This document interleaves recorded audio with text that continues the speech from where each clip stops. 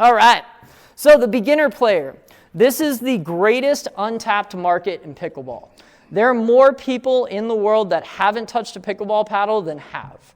So as you guys are looking to grow pickleball in your facilities, this is the biggest mining resource that you can find. And the biggest thing that most of these beginner players are really looking for is a safe place to play the game. So one thing that we're finding in pickleball is we see a lot of people that weren't lifelong athletes coming into the game. So they're oftentimes, as they get started, are a little bit intimidated by seeing people that can play at higher levels. So one of the biggest things that we try to do for our beginners is cultivate an experience for them that they want that's also not an intimidating area. So it's a lot more patient with scoring. It's a lot more patient with pacing of the game. We're a lot more patient with people in their line calls. So when it comes to everything, it's just a very toned down version of it. And one of the big things that you guys can do to get people in is beginner clinics. So just by giving away your time and teaching people how to grow the game and how to get the game in their area and how to get just introductories with it, you're going to get a lot of people coming through the doors just asking on how they learn more about the game and learn more about how to play.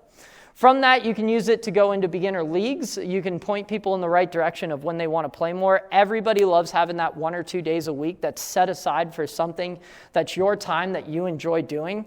Pointing them over to leagues or even beginner tournaments is another great way to go with both of these. So giving them an alleyway that they can play socially but also casually at the same time is the best place that you're going to start with all of your beginner players. So next up, we're going to have the intermediate and competitive players. This is the field of dreams players, I like to say. So if you build it, they're going to come.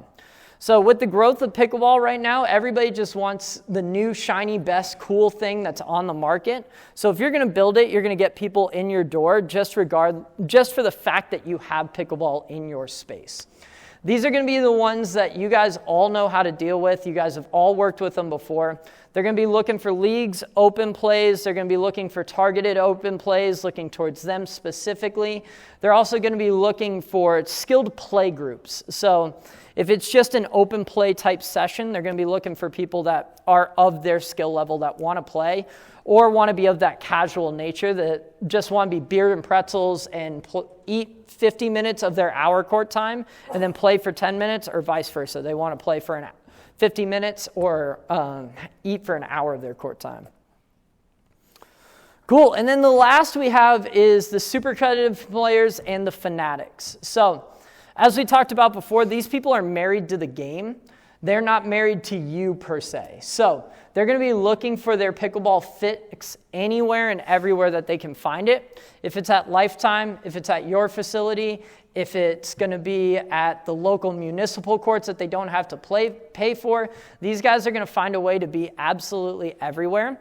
But one of the big things that they can do is they do have a lot of reach in the community because a lot of people do look up to those higher ranked players. So if you can get them in and show them a good time, they're going to be a big voice for you, maybe not necessarily your greatest revenue source, but they'll be a big voice for you inside of the pickleball community.